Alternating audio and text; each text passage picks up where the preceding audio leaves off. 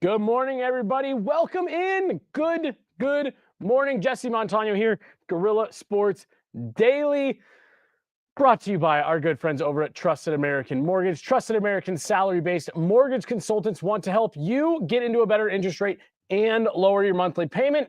Go to trustedamerican.com to see how much money they can save you today. Hello and welcome in. Please do not leave your luggage unattended on the station.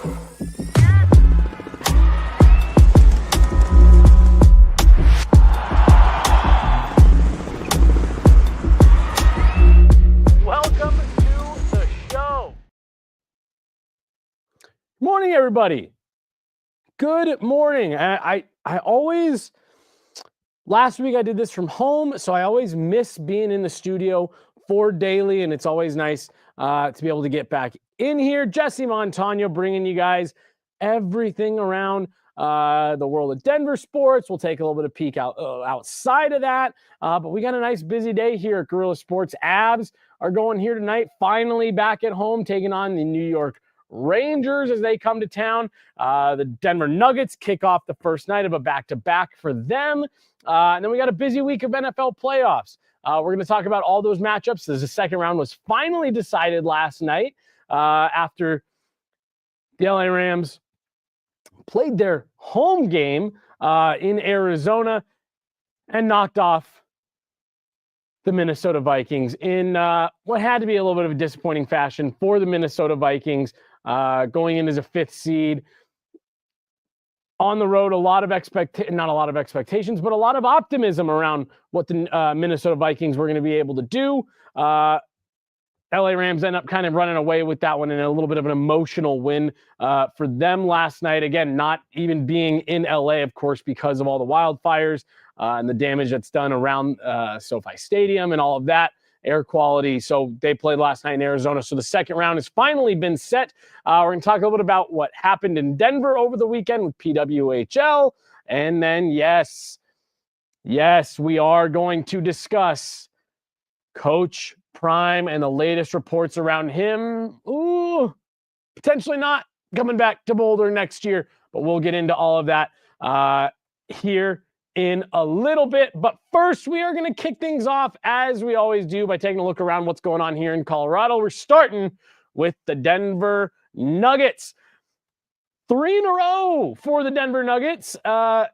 Feels like, as we've talked about in recent weeks, feels like they're back a little bit. Feels like they're starting to find that groove.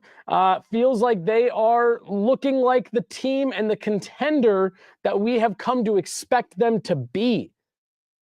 A lot of that, I'm not going to say necessarily led by Russell Westbrook, but boy, oh boy, is the way that he's playing helping a lot. So much so that it's even leading to a little bit of conversation, controversy, maybe, depending on how controversial we want to be here on this pod this morning. But like I said, the Nuggets have won 3 in a row.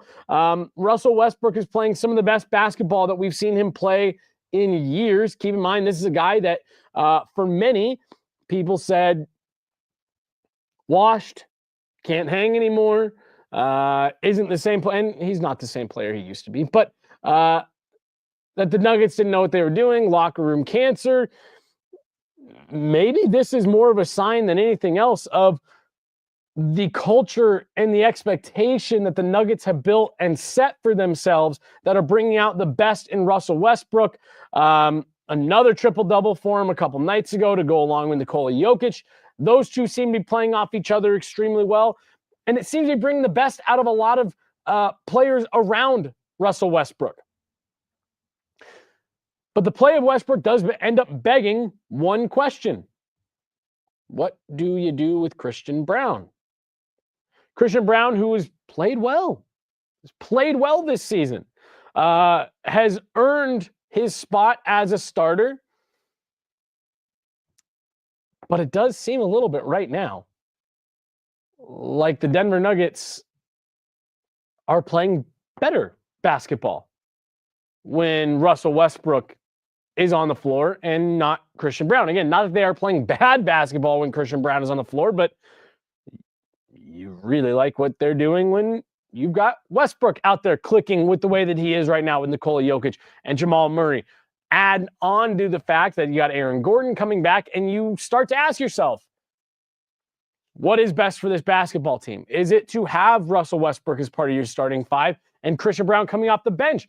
The positive that you could look at as far as making that move, the real positive, well, the big positive is that you're playing better with Russell Westbrook out there. But the other part of that is we all non-Jokic minutes is becoming something of a catchphrase around these parts. Your Jokic minutes versus your non-Jokic minutes. Christian Braun can help this team defensively coming off the bench in maybe a way that they really need and in a way that could be valuable to this team as we get into the later parts of this season, and just giving you a better, more complete, well-rounded option coming off the bench in Christian Braun. Again, you feel hesitant to make a move like that because it feels like a punishment to Christian Braun, which, I mean, it's hard to say that it wouldn't necessarily be that way, right?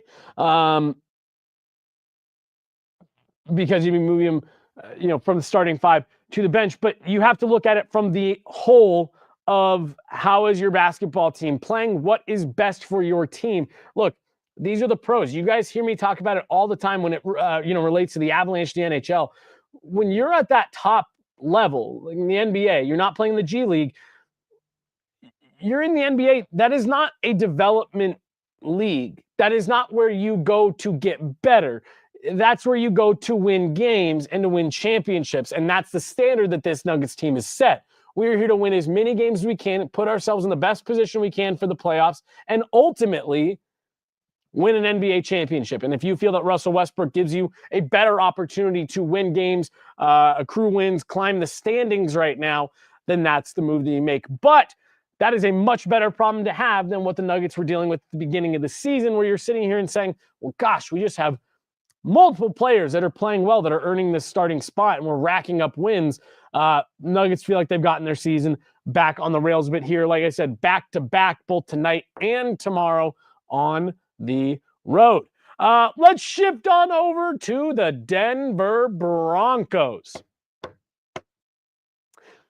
Last week, we talked about it, folks, saying this is it. This is what it all comes down to. They got in. Now you got to go out and prove it. Got to go out and prove that you belong in the playoffs. You can hang with the big dogs. I expressed mild concern last week that when you stepped back and looked at the Broncos record and broke it down a little bit, not like I did anything crazy here, 9-1 against non-playoff teams the Denver Broncos went this season, which beat the teams you should beat. That is what you've got to do, and that's what the Denver Broncos did. The concerning part of that was 1-6 against teams that did qualify for the playoffs. The one coming in the final week against the JV Chiefs, where they rested all their starters. It set the message that this team potentially was maybe not as close to being a playoff contending team as we thought. And I know that sounds a little bit confusing because they made the playoffs. Of course they're a playoff contending team. And you're 100% right. Not taking that away from them. They won the games they needed to, including that final game of the season, to punch their ticket to the postseason. But there's a difference between real contending teams and everyone else. And when I watched the Denver Broncos this year, and when they went toe-to-toe with some of the other contending teams, you said, one of these is not like the other. And that's really what we saw this past weekend, as they got a little roughed up in Buffalo, and the Broncos season is over. So how do you assess all of this? We had a great episode of Guerrilla Sports Off Field yesterday with Liv Moods and Nate Jackson. And Nate did a great job of breaking down how those players are feeling in the locker room and what you're thinking going forward. Here's where I'm at. this season is undoubtedly a success. Undoubtedly.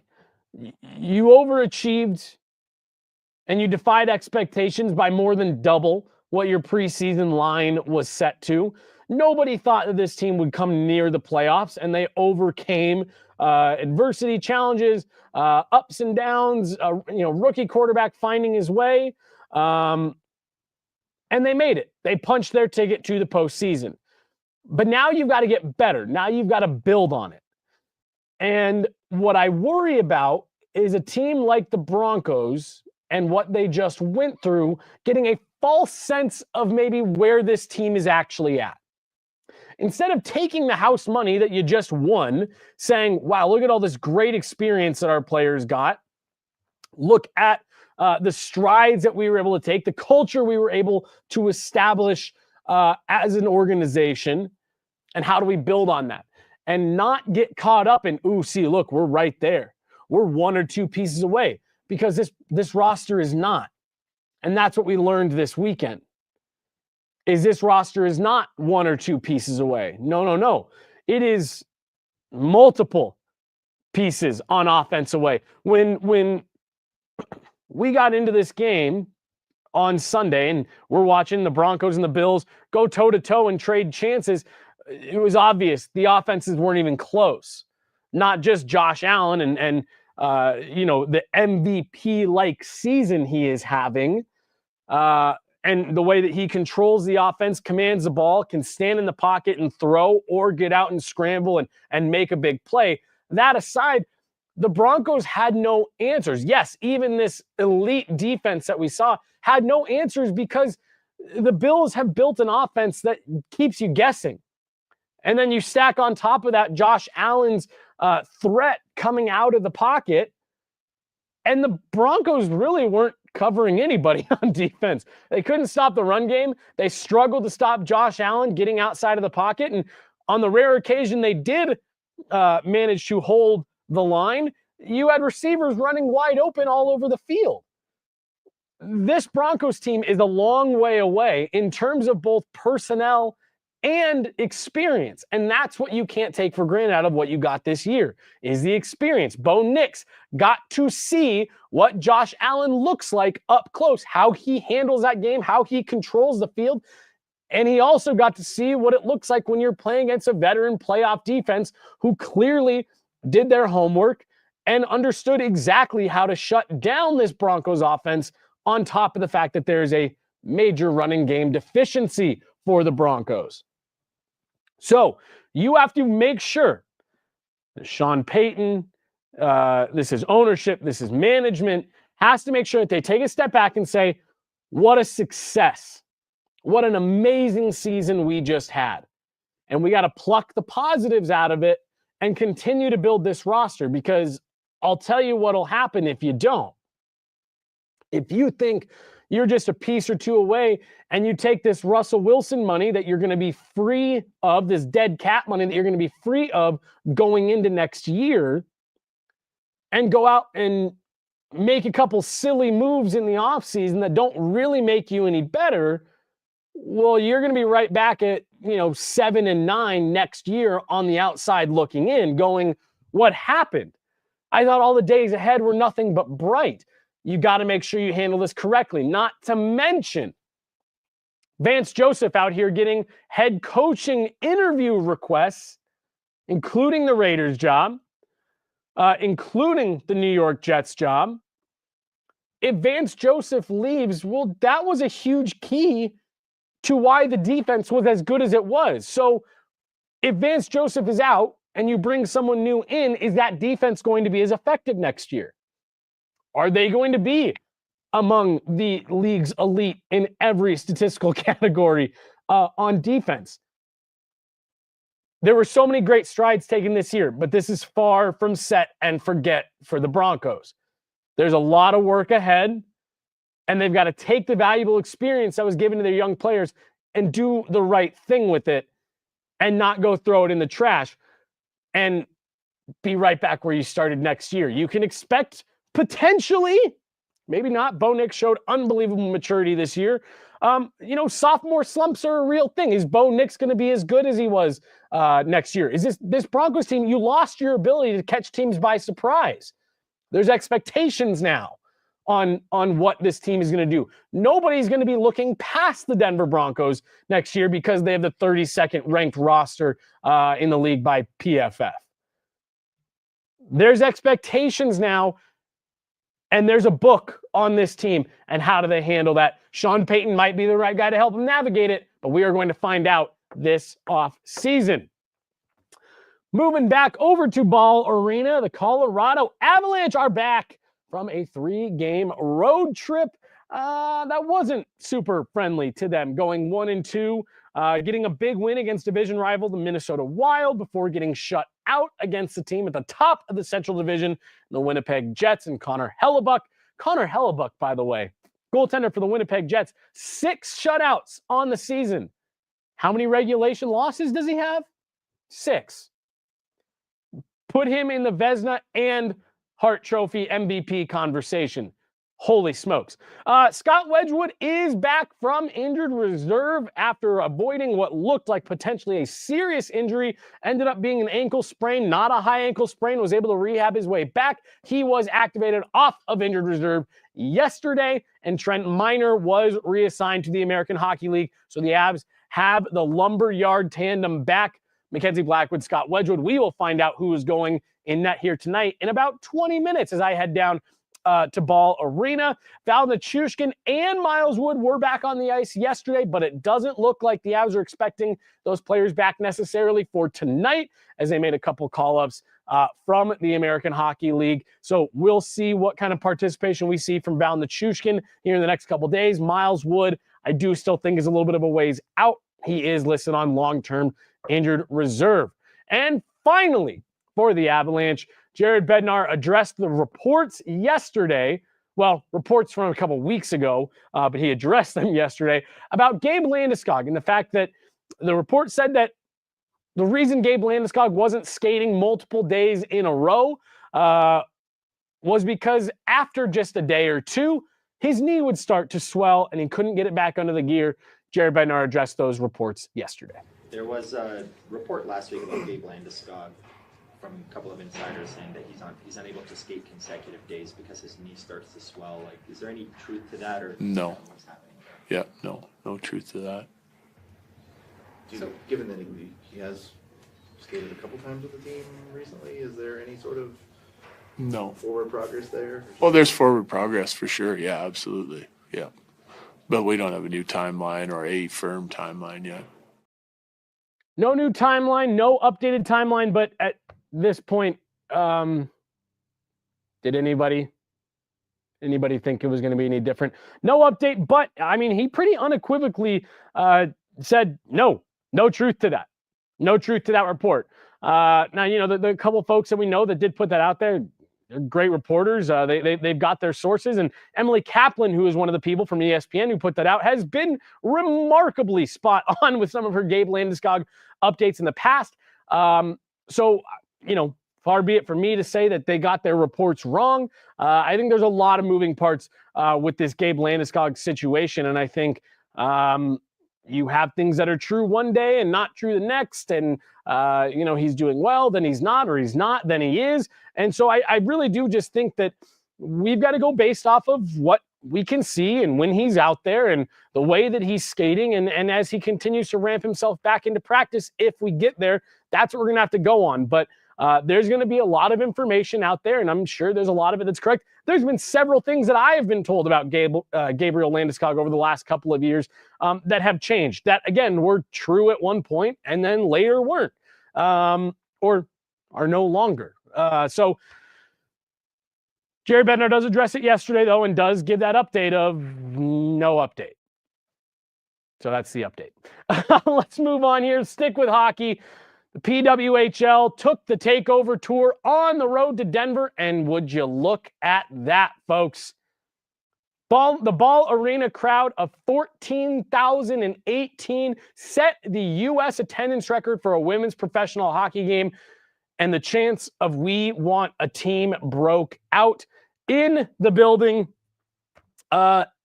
it was a really cool moment. I'll be honest. This is a new league, and we're seeing a rapid explosion in popularity for women's sports, specifically on the hockey side. We are seeing it grow from, what was nothing. It was zero. There was no league up until 18 months ago. Sure, there were a couple of leagues that kind of competed with each other, but even if you ask the athletes that played in those leagues, there was no real, it didn't feel like they were pros. It felt like they were there and they had to beg for tape. They had to beg to be given free tape that they didn't need. They didn't want to buy their own, and it was essentially pay to play. This is the first women's pro league that is unified under one banner. They've got distribution, they've got solidified markets, and these takeover tour games serve as a, I keep wanting to say litmus test, but the word keeps falling out of my brain every time that I talk about this.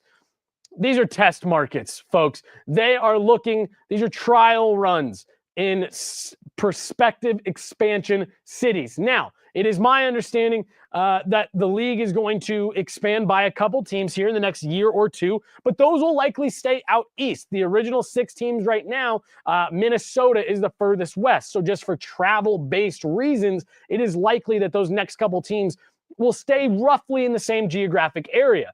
But beyond that, the PWHL is aggressively looking to expand and create a West division. And Denver made an outstanding case for itself on that list of potential markets. We had Nicole Hensley, goaltender for the Minnesota Frost, in the studio yesterday with us.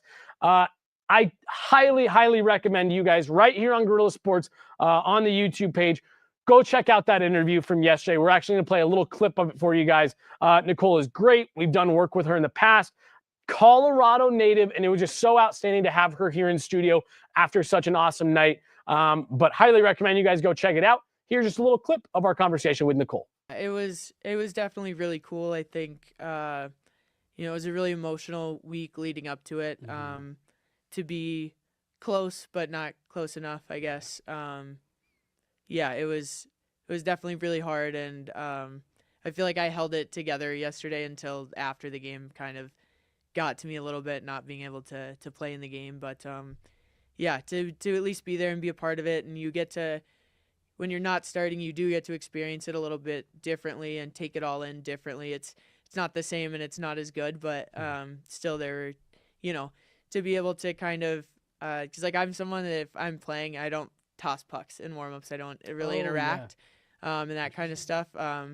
But to be able to just like have kind of those interactions yesterday isn't something I would have done if I was playing. So, nice. There are different positives to it, but I mean, nothing comes close to playing in the game, but kind of just trying to make the most of the situation. For sure. Well, I wanted to ask about being behind the bench, even seeing your team competing on Ball Arena ice, because you grew up an Avs fan, and that is some pretty historic ice, even just the recent 2022 Stanley Cup, some playoff games played there by champions, players that I'm sure you admire. What was that aspect of it like?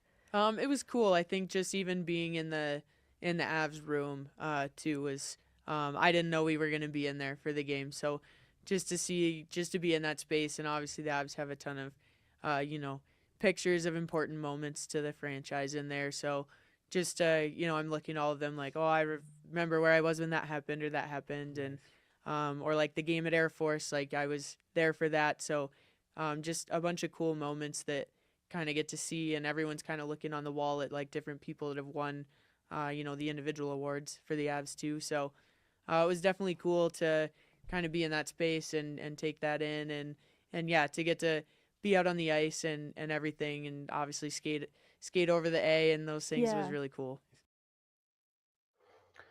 Like I said, Nicole is great. She's one of the best interviews around. So highly recommend giving that one a listen. Go check it out right here on Guerilla Sports. All right. We've heard him deny reports for months now. Yes, Coach Prime. The NFL is calling. Reports came out this week that Deion Sanders has received phone calls from both the Las Vegas Raiders, Tom Brady, and Jerry Jones in Dallas for their head coaching vacancies. And reports are, per Adam Schefter, that there is strong mutual interest in both Prime going to the NFL and the NFL having Prime. Look, the Las Vegas Raiders have been his son Shador's clear number one preferred team. He's been posting on social media for the last year and a half about how much he'd like to go to that organization, be drafted by the Las Vegas Raiders. Now, the Raiders right now are probably too far back in the draft to get him just straight up. They would need to trade up in order to get Shador. But there's a tie to Tom Brady there, as he has been one of Shador's mentors for the last number of years. Him and Deion Sanders have a good relationship.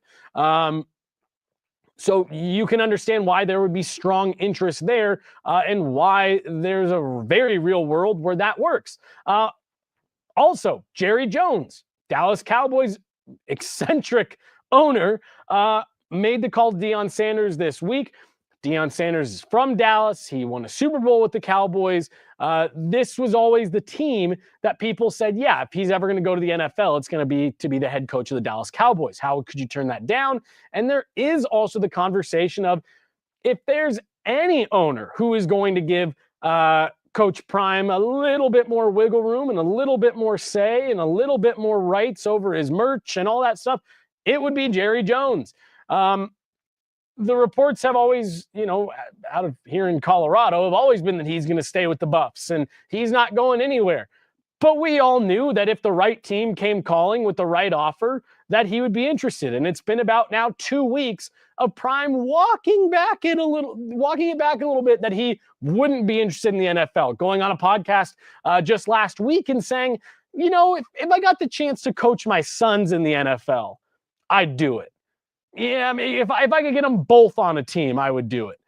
And now the reports are that 2 teams have reached out interested in him, and that when it comes to both the Las Vegas Raiders and the Dallas Cowboys, Coach Prime is interested as well. We'll keep an eye on this one as it continues to develop, as this clearly has massive implications on what happens up at CU, not only in the immediate, but in the future. How is this school able to bring in recruits? The recruits that they have brought in, will they stick if Coach Prime leaves for the NFL? This is all stuff that we will be keeping an eye on here over the next coming weeks as teams look to get those head coaching vacancies filled.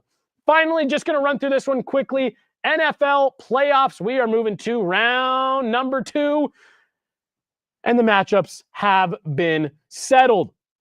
The Washington Commanders, who end a 19-year playoff win drought, upset the Tampa Bay Buccaneers as the 6th seed, and they will take on the Detroit Lions. I think the team that a lot of people are putting their support behind, looking for that drought to end. Lions got the bye in the first week. They will take on the lowest seeded team remaining, which is the Washington Commanders. The LA Rams, like we said off the top, won last night in Arizona against the Minnesota Vikings.